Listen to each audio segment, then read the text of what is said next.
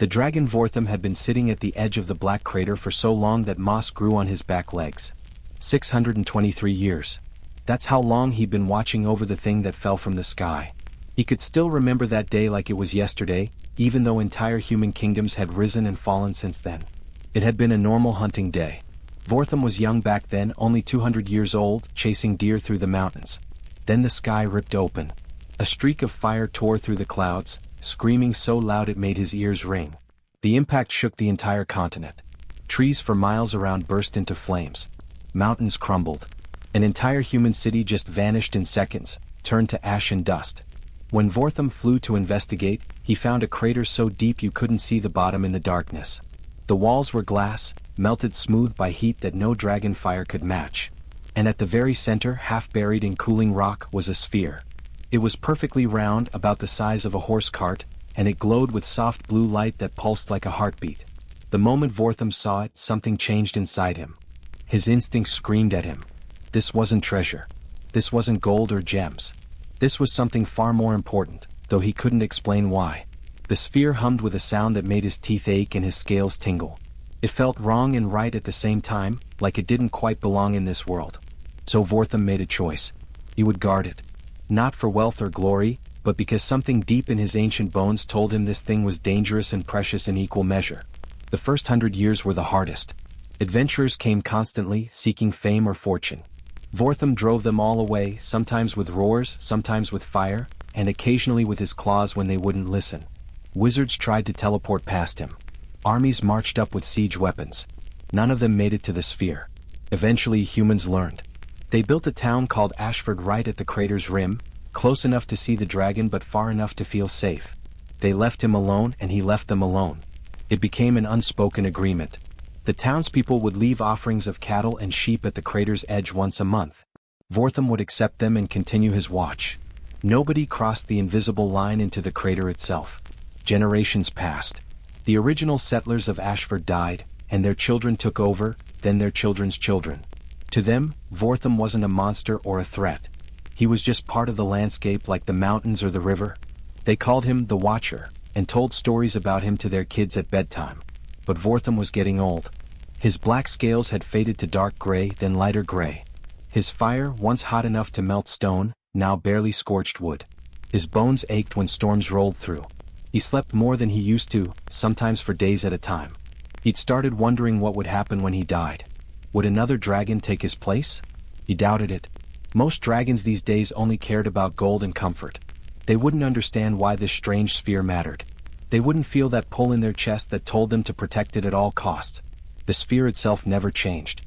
It just sat there in the crater's center, pulsing its blue light, humming its strange song.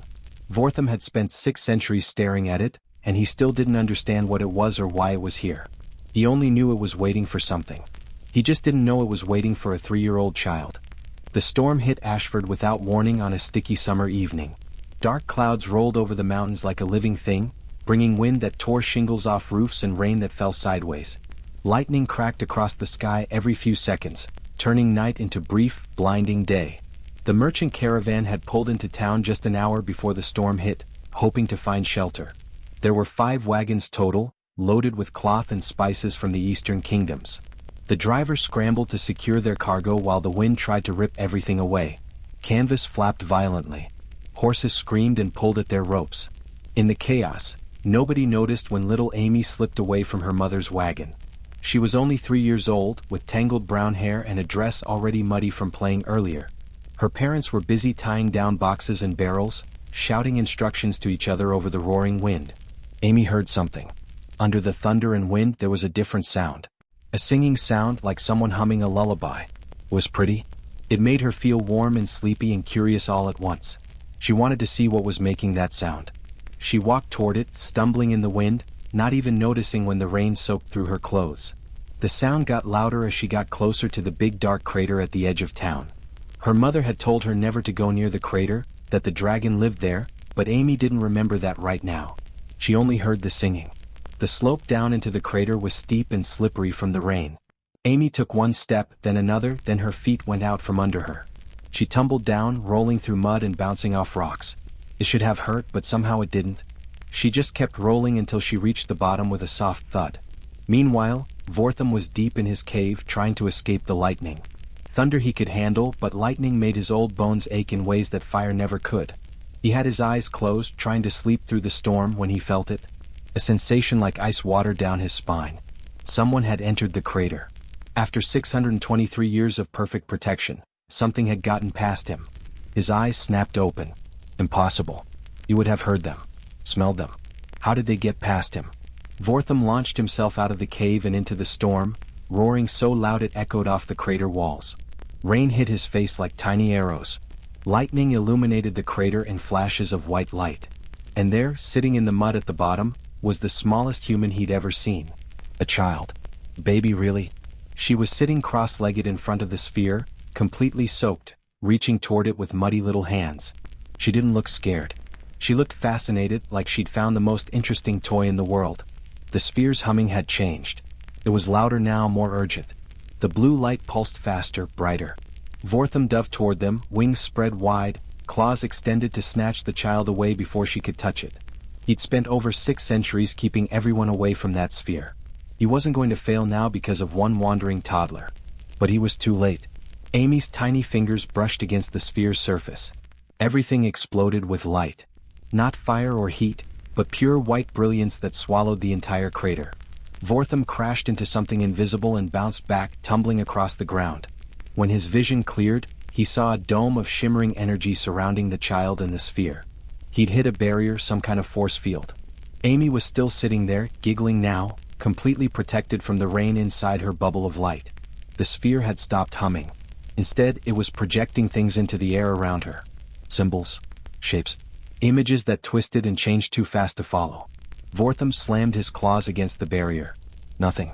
He blasted it with fire. The flames just rolled off the invisible wall like water. He roared and clawed and bit at it, but he might as well have been attacking solid diamond.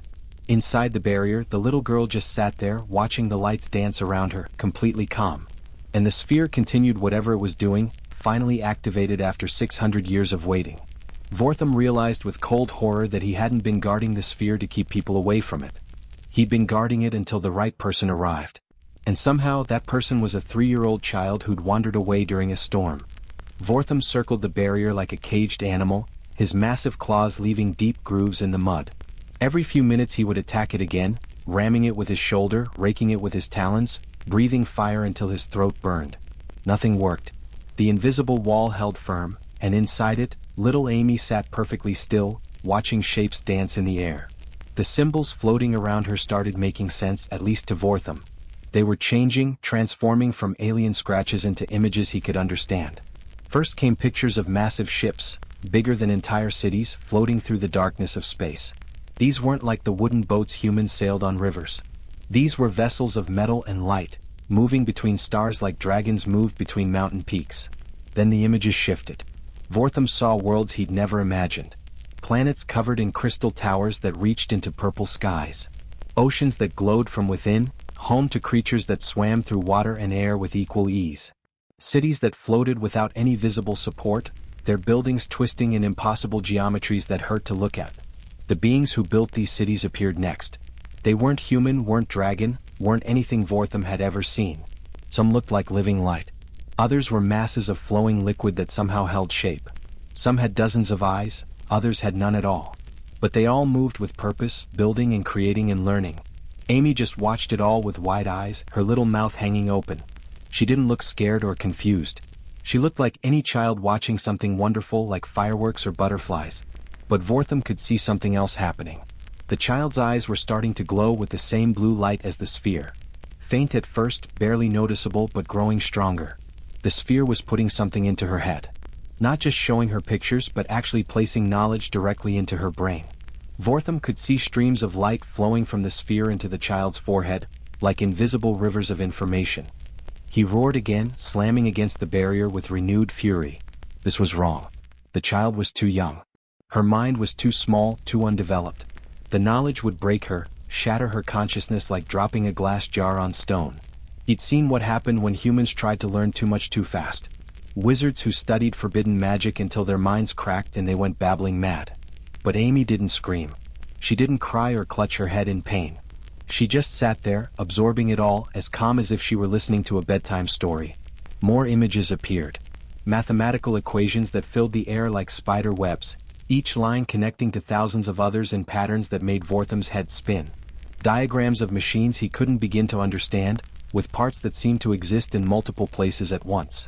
Biological charts showing creatures being built from scratch, designed rather than born. Then came the history. Vortham saw the rise of the civilization that built these ships and cities. He watched them grow from simple beings on a single world to masters of entire galaxies. He saw them create wonders, cure diseases, end wars, spread life to dead planets. They had achieved everything a species could achieve.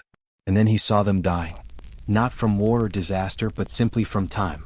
They had lived so long, achieved so much, that there was nothing left to do. Their final act was to gather all their knowledge, everything they had learned across millions of years, and pack it into these spheres. Then they launched them across the universe like seeds, hoping they would land on worlds with younger species who could use what they'd learned. But here was the clever part, the part that made Vortham stop fighting and just stare. The spheres weren't meant for scholars or kings or wizards. They were designed to only open for the very young, for minds that hadn't yet learned what was supposed to be impossible. An adult would fight the information, would question and doubt and resist. But a child's mind was like fresh clay, ready to be shaped, accepting everything without prejudice. The download took 3 hours. Vortham watched the storm pass overhead, the clouds breaking apart to reveal stars, while Amy sat motionless in her bubble of light. The sphere was giving her everything. Millions of years of knowledge, compressed and translated and poured into a 3-year-old brain that somehow, impossibly, was accepting it all. Finally, as the first hints of dawn colored the eastern sky, the light began to fade. The symbols disappeared. The streams of energy stopped flowing. The sphere, which had pulsed with blue light for over 6 centuries, went dark. Cracks appeared on its surface, spreading like ice breaking on a frozen pond. Within seconds, it crumbled into fine crystalline dust that sparkled in the early morning light. The barrier vanished. Amy blinked, looked around like she'd just woken from a nap, and saw the massive dragon staring at her. She smiled, reached out with one muddy hand and patted his snout. "Hi, dragon," she said in her tiny voice. "The star people wanted me to find their present." Vortham gently scooped Amy up in his claws, holding her like she was made of glass. She weighed almost nothing, this tiny human who now carried the knowledge of an entire ancient civilization in her head. The sun was just starting to peek over the horizon as he climbed out of the crater, his old wings working harder than they had in years. Ashford was in chaos. Amy's parents had finally realized their daughter was missing. Her mother was screaming, running through the muddy streets, checking under every wagon and behind every building. Her father was organizing search parties, his voice hoarse from shouting her name. Half the town was awake, holding lanterns and torches, calling out into the darkness. Then they saw Vortham emerge from the crater, and everything went silent. The dragon who never left his post, who hadn't set foot in their town in over 600 years, was walking toward them. And he was carrying a child. Amy's mother let out a sound that was half sob, half scream. She started running toward Vortham, not caring that he was a dragon, not caring about anything except getting her baby back. Vortham lowered his head and carefully placed Amy on the ground. The little girl immediately ran to her mother, who swept her up and held her so tight it looked like she'd never let go. "She's fine," Vortham rumbled, his voice like distant thunder. It was the first time most people in Ashford had heard him speak. Not a scratch on her. Amy's father rushed over, checking his daughter frantically, running his hands over her arms and legs looking for injuries. But Amy just giggled and squirmed. "I'm okay, Papa. The dragon kept me safe. And I saw pretty lights." Over the next few days, everyone assumed Amy would be traumatized. That she'd have nightmares about falling into the crater or cry whenever she saw Vortham. But she seemed completely normal. She played with her toys, demanded cookies, threw tantrums when she didn't get her way. Just a regular 3-year-old. Except she wasn't. Not anymore. The changes started small. Amy's mother noticed her daughter drawing pictures that didn't make sense. Not messy kid scribbles, but precise diagrams of things that looked like machines. Circles within circles, connected by perfect lines, with symbols written around the edges in a steady hand that shouldn't belong to a toddler. Then there was the humming. Amy would hum while she played, but the tunes were strange. They made people feel odd when they heard them. Once, she hummed while watering the garden, and the vegetables grew 3 inches in an hour. Her mother watched a wilted flower stand up straight and bloom as Amy sang to it. The really weird moment came when Amy stacked her wooden blocks. She built a tower that should have fallen over immediately, with blocks balanced at impossible angles, defying every law of physics. When her father tried to add another block to show her the right way, the whole thing collapsed. Amy just rebuilt it the same impossible way, humming that strange tune. Word spread fast in a small town. Within a week, people were coming from other villages to see the child who'd touched the sphere. Some brought sick relatives, begging Amy to heal them. She was too young to understand what they wanted, but sometimes when she touched someone's hand, their pain would fade. An old man's arthritis disappeared after she patted his knee. A woman's fever broke when Amy hugged her. Vortham watched it all from the crater's edge. He'd meant to go back to his vigil, to return to his cave and his centuries-old routine. But he couldn't make himself leave. Every morning he found himself watching the merchant caravan, waiting to catch a glimpse of the little girl. Every evening he'd fly a slow circle around the town, making sure she was safe. Amy noticed, of course. Children always notice when someone's paying attention to them. She'd wave at him from her wagon. Sometimes she'd toddle over to the crater's edge with flowers she'd picked, leaving them where Vortham could see. Once, she brought him half a cookie already covered in dirt from her pocket, and seemed genuinely upset when he explained dragons don't eat cookies. About 3 weeks after the incident, a scholar arrived from the capital. His name was Gerald, and he'd traveled for 12 days after hearing rumors about a child with impossible knowledge. He was old, with kind eyes and a gentle voice, and he didn't treat Amy like a circus attraction. He just asked if he could watch her play. What he saw amazed him. Amy was building a toy house from sticks and stones, but she was using principles of architecture that wouldn't be discovered for another 100 years. She was humming equations about structural integrity while making sound effects for her imaginary horse. Gerald started visiting every day. He'd bring paper and charcoal and Amy would draw for him. Maps of the night sky showing constellations that could only be seen from other worlds. Diagrams of the human body with parts labeled that no doctor had ever identified. Designs for machines that could purify water or generate power from sunlight. The knowledge was integrating slowly, Gerald realized. Growing with her. She didn't understand everything in her head yet, but as she got older, as her mind developed, she'd be able to access more of it. Like a book written in a language she was still learning to read. Vortham approved of Gerald. The scholar was patient and never pushed Amy too hard. He turned everything into games and songs, letting her share knowledge at her own pace. And he never forgot that underneath all that alien wisdom, Amy was still just a little girl who liked mud puddles and wanted to hear funny stories. 10 years changed everything. Amy was 13 now, tall and awkward in that way teenagers are, still getting used to limbs that seemed too long for her body. But her eyes held something ancient, a depth that made people uncomfortable if they looked too long. She'd learned to hide it, to crack jokes and act like a normal kid, but Vortham could always see it. The weight of millions of years of knowledge sitting behind a smile with braces. The school had been her idea when she was 8. She'd walked up to the crater's edge one morning and told Vortham, "We need to share this." That's what the star people wanted.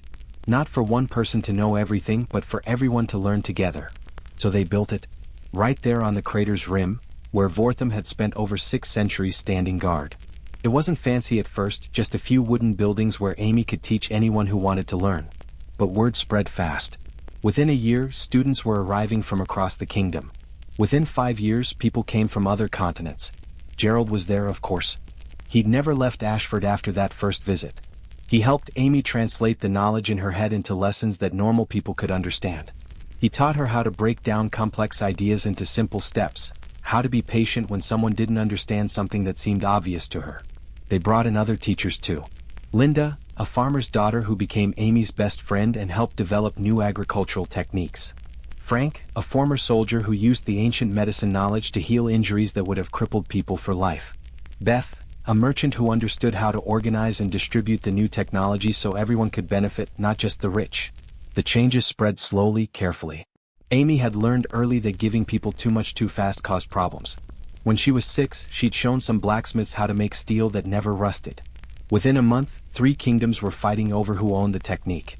She'd cried for days, feeling responsible for the deaths. So now they were more cautious. New knowledge was shared with everyone at once, freely given, impossible to monopolize. They developed better plows that helped farmers grow twice as much food. Water wheels that generated power for entire villages. Medicine that could cure diseases that had plagued humanity for generations.